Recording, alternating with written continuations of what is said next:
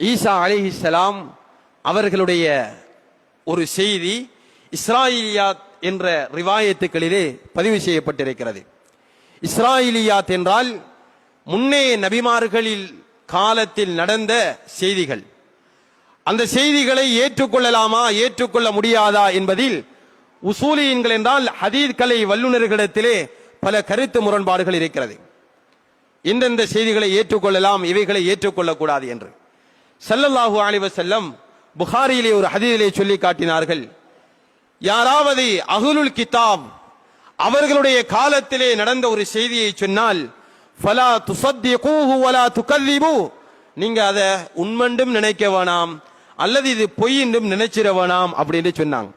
ஏனென்றா சில வேளைகளில் அது உண்மையாக இருக்கலாம், நீங்க பொய் என்று சொன்னீங்கடா நீங்க ஒரு ஹதீதை இட்டு கட்டியவர்களாக பொய்ப்பித்தவர்களாக மாறிவிடுவீர்கள்.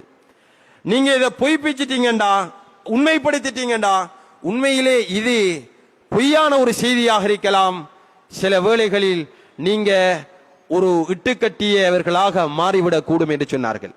அதனால் படிப்பினைக்காக இந்த செய்தியை நாங்கள் எடுத்துக்கொள்ளலாம்.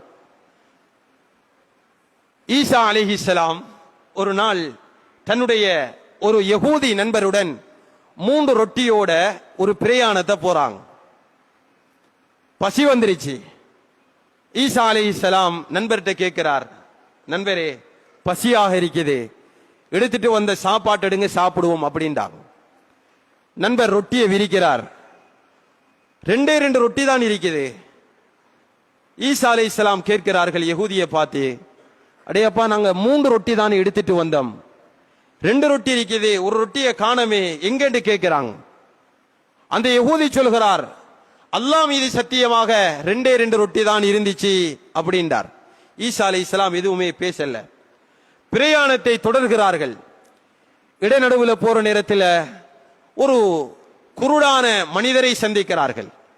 ஈசா அலைஹிஸ்ஸலாம் அவர்களுக்கு அல்லாஹ் சில முஅஜிசாத்துக்களை கொடுத்திருந்தான். அதில் ஒன்றுதான் குருடர்களை தன்னுடைய கரத்தினால் தடாவி விட்டால் அவர் பார்வை உள்ளவராக மாறிவிடுகிறார். அப்ப இந்த குருடரை ஈசா அலைஹிஸ்ஸலாம் தடவுறாங்க. அப்படியோ இவருக்கு பார்வை வந்துருச்சு.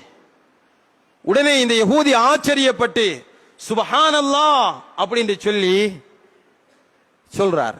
ஈசா அலைஹிஸ்ஸலாம் இதை ஒரு சந்தர்ப்பமாக பயன்படுத்தி இந்த குருட்டு மனிதருடைய பார்வையை ஏற்படுத்தி கொடுத்த அல்லாஹ்வுடைய பேரை சொல்லி கேட்கிறேன், 3வது ரொட்டி எங்கன்னு சொல்லப்பா அப்படின்னு கேட்டாங்க.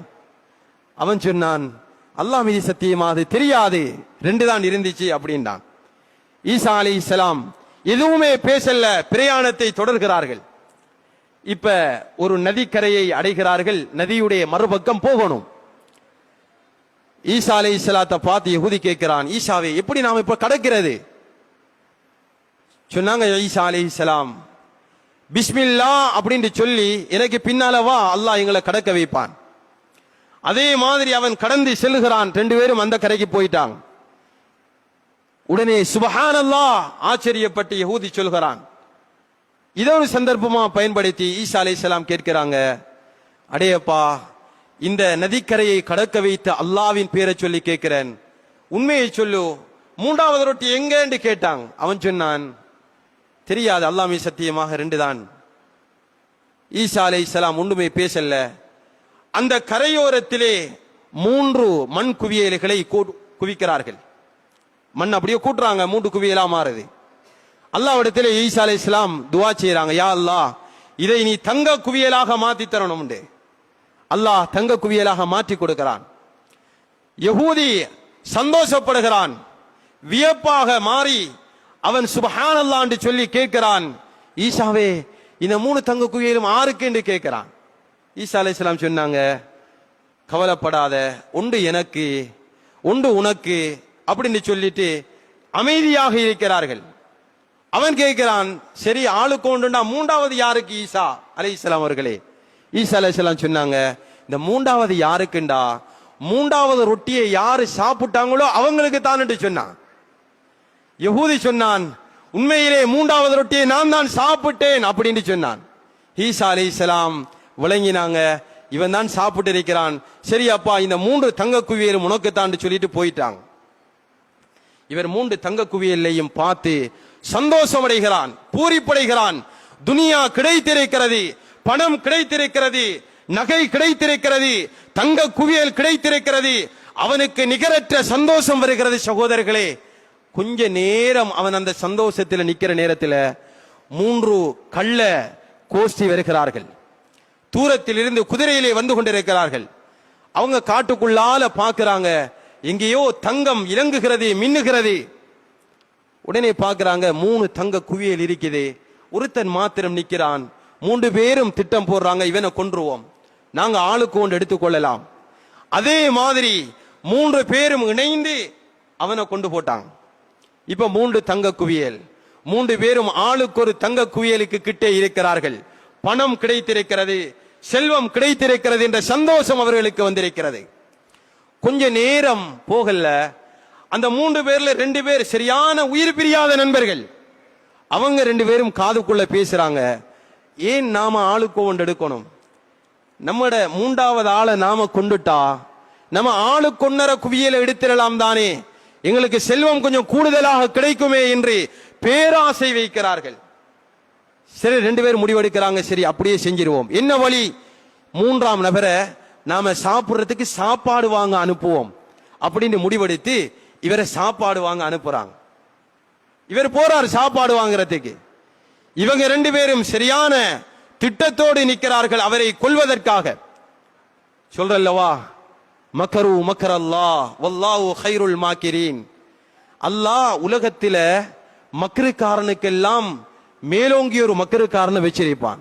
ஆனா உலகத்திலே இருக்கக்கூடிய எல்லா மக்கருக்காரனை விடவும் அல்லாஹ் மிகப்பெரிய சூழ்ச்சிக்காரன்.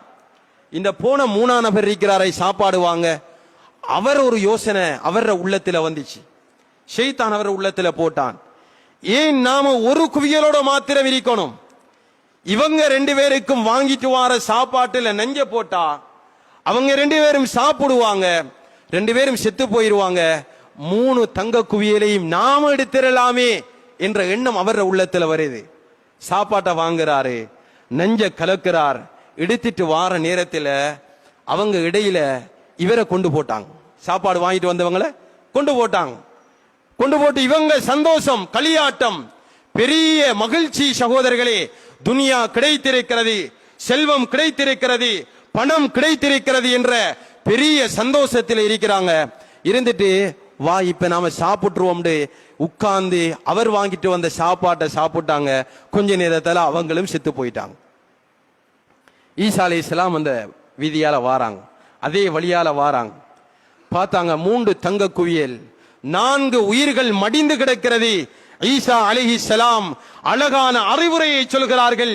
இதுதான் யார் துனியாவுடைய ஆசையினால் மோகத்தினால் அதற்கு பின்னால் அலைகிறார்களோ, அதனுடைய சந்தோஷத்தில் ஆனந்தம் கொள்கிறார்களோ, அவங்கள துனியா இப்படித்தான் அழித்துவிடும், நாசமாக்கிவிடும் என்று சொன்னார்கள். சகோதரர்களே, அதனால எப்பையும் என்ன அல்லாஹ் பணக்காரனாக்கி இருக்கிறான், எனக்கு செல்வம் கிடைச்சிருக்கிறது, நான் ஒரு பணக்காரன் என்ற மமதையில் உலகத்தில் யாருமே சந்தோஷமாக இருந்திடக்கூடாது. பயத்துடன் இந்த செல்வத்தை நான் எப்படி பயன்படுத்த வேண்டும், நான் எப்படி பயன்படுத்திக் கொண்டிருக்கிறேன் என்ற சிந்தனையுடன் இருக்க வேண்டும். சகோதரர்களே,